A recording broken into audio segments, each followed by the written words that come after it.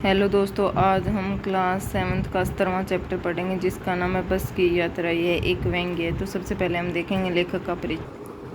हरीशचंद्र परसाई का जन्म 12 अगस्त 1924 के मध्य प्रदेश में होशंगाबाद जिले में जमानी गांव में हुआ था। शिक्षा पूरी करने के बाद इन्होंने वन विभाग में नौकरी और उसके बाद प्राइवेट स्कूल में अध्यापक रहे थे। इन्होंने नागपुर विश्वविद्यालय में हिंदी एमए की उपाधि प्राप्त की थी। इसकी मुख्य रचनाएं हंसते हो रोते हैं, रानी नागफनी की कहानी, तट की खोज, ज्वाला और जल, तिरछी रेखाएं। इसके अतिरिक्त कुछ लेख भी हैं जैसे प्रेमचंद के फटे जूते, तब की बात और थी, सदाचार का ताबीज, काग भगोड़ा, आवारा भीड़ में आग, विकलांग श्रद्धा, दौर के लिए साहित्य अकादमी पुरस्कार से सम्मानित किया गया। 10 अगस्त 1995 में महान व्यंग्यकार सदा के लिए हमें से जुदा हो गए थे, मतलब इनका देहांत हो गया था। पाठ का उद्देश्य, प्रत्येक यात्रा का वैसे तो अपने आप में अनोखा अनुभव होता है, परंतु यदि साथ में कुछ अजीबोगरीब घटनाएं हो जाए तो यह यात्रा स्मरणीय बन जाती है। प्रस्तुत पाठ में लेखक ने अपनी ऐसी एक यात्रा का वर्णन किया जो जोखिम से भरपूर थी परंतु मनोरंजक थी। हम देखेंगे पाठ को। हम 5 मित्रों ने तय किया कि शाम 4 बजे की बस से चलेंगे। पन्ना से इसी कंपनी की बस सत्ता के लिए 1 घंटे भर बाद मिलती है जो जबलपुर की ट्रेन में ला देती है। सुबह घर पहुंच जाएंगे। बस हम 2 को सुबह काम पर हाजिर होना था, इसलिए वापस का यही रास्ता अपनाना आवश्यक था। लोगों ने सलाह दी कि समझदार व्यक्ति इस शाम वाली बस से सफ़र नहीं करते। क्या रास्ते में डाकू मिलते हैं? नहीं, बस डाकिन हैं। बस को देखा तो श्रद्धा उमड़ पड़ी और खूब वयोवर्धन थी।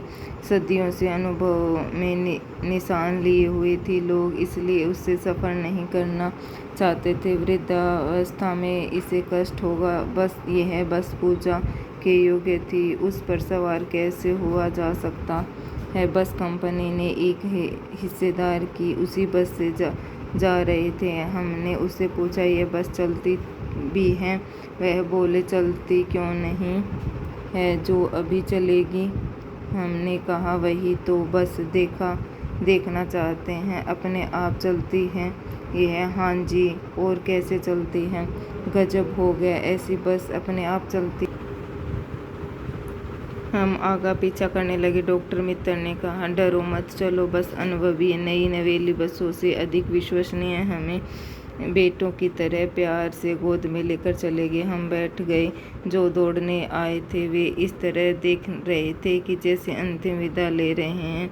उसकी आंखें कह रही थी, आना जाना तो लगा ही रहता, आया है सो जाएगा। राजा रंक फकीर आदमी को कुचल करने के लिए एक नियमित चाहिए।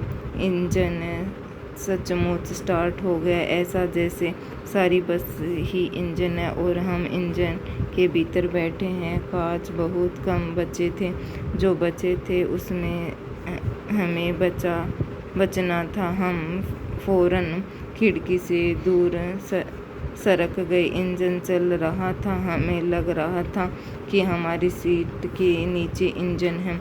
बस सचमुच चल पड़ी और हमें लगा कि यह गांधी जी के असहयोग और सविनय अवज्ञा आंदोलन के समय अवश्य जवान रही होगी। इसे ट्रेनिंग मिल चुकी थी कि हर हिस्सा दूसरे के असहयोग कर रहा था। पूरी बस सविनय अवज्ञा आंदोलन के दौरान गुजर रही थी। सीट का बॉडी से असहयोग चल रहा था। कभी लगता सीट बॉडी को छोड़कर आगे निकल गई है, कभी लगता सीट को छोड़कर बॉडी आगे भागी जा रही है। 8-10 मील चलने पर सारे भेदभाव मिट गए। यह समझ में नहीं आता कि सीट पर बैठे हैं या सीट पर हम पर बैठी हैं। एकाएक बस रुक गई। मालूम हुआ कि पेट्रोल की टंकी में छेद हो गया है। ड्राइवर ने बाल्टी में पेट्रोल निकालकर उसे बगल में रखा और नली डालकर इंजन में भेजने लगा। अब मैं उम्मीद कर रहा था कि थोड़ी देर बाद बस कंपनी के हिस्सेदार इंजन को निकालकर गोद में लेंगे और उसे नली में पेट्रोल मिलाएंगे, जैसे माँ बच्चे के मुँह में दूध की शीशी लगाती। बस की रफ्तार अब 15-20 मील हो गई थी। मुझे उससे किसी हिस्से पर भरोसा नहीं था। ब्रेक फेल हो सकता है, स्टीयरिंग टूट सकता है। प्रकृति के दृश्य बहुत लुभाने थे। दोनों तरफ से हरे भरे पेड़ जिन पर पक्षी बैठे थे। मैं हर पेड़ को अपना दुश्मन समझ रहा था। जो भी पेड़ आता डर लगता कि इसमें बस टकराएगी। वह निकल जाता तो दूसरे पेड़ का इंतजार करता। झील देखती तो सोचता बस इसमें गोता लगाएगी।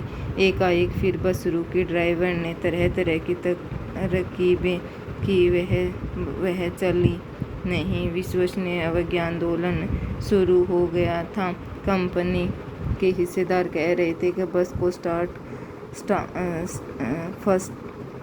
फर्स्ट क्लास है जी। यह तो इत्तेफाक की बात है। क्षीण चांदनी में वृक्षों की छाया के नीचे बस बड़ी दयनीय लग रही थी। लगता है जैसे कोई वृद्धा थक कर बैठ गई हो। गिलानी हो रही थी कि बेचारी पर लद कर हम चले आ रहे हैं। अगर इसका प्राणात हो गया तो इस बियाबान में हमें इसकी संतुष्टि करनी पड़ेगी। हिस्सेदार साहब ने इंजन खोला और कुछ सुधार बस आगे चली। इसकी चाल और कम हो गई थी। धीरे धीरे वृद्धा की आंखों में ज्योति जाने लगी। चांदनी में रास्ता टटोल कर वह रेंग रही थी। आगे या पीछे की तरफ गाड़ी आती दिखाई देती तो वह एकदम किनारे खड़ी हो जाती, कहती निकल जाओ बेटी, अपनी तो वह उम्र ही निकल रही है। एक पुलिया के ऊपर बच्चे ही थे कि एक टायर फिसस करके बैठा। वह जोर से हिलकर थम गई और यह स्पीड में होती तो उछलकर नाले में गिर जाती। मैंने उस कंपनी के हिस्सेदार की तरफ पहली बार श्रद्धा भाव से देखा और यह टायर की हाल जानते हैं, फिर भी जाना तेली पर लेकर इस बस में सफ़र कर रहे हैं। उत्सर्ग की ऐसी भावना दुर्लभ है। सोचा एक आदमी के साहस और बलिदान भावना का सही उपयोग नहीं हो रहा। इसे तो किसी क्रांतिकारी आंदोलन का नेता होना चाहिए। यदि बस नाले में गिर पड़ती और हम बस में मर जाते तो देवता बाहें पसारे उसका इंतजार करते, कहते वह महान आदमी आ रहा है जिसके टायर के लिए अपने प्राण दे दिए मगर मर गया। यह टायर नहीं बदला। दूसरा घिसा टायर लगाकर बस फिर चली। अब हमने वक्त पर पन्ना पहुंचने की आशा छोड़ दी थी। पन्ना क्या नहीं भी कहीं भी कभी भी पहुंचने की आशा छोड़ दी थी। लगता था जिंदगी इसी बस में गुजारनी है। इससे पीछे उस लोग के प्रयाण कर जाना है। इस पृथ्वी पर उसकी कोई मंजिल नहीं है। हमारी बेताबी तनाव खत्म हो गए। हम बड़े इत्मीनान से घर की तरफ बैठ गए और चिंता जाती रही। हंसी मजाक चालू हो गया। और आज हमने इसका लास्ट चैप्टर है, 7th क्लास का 17वां चैप्टर है। इसको पढ़ लिया। कल हम इसकी क्वेश्चन आंसर करेंगे। हमारी वीडियो आपको अच्छी लगी तो वीडियो को लाइक करें और चैनल को सब्सक्राइब करें। Thank you.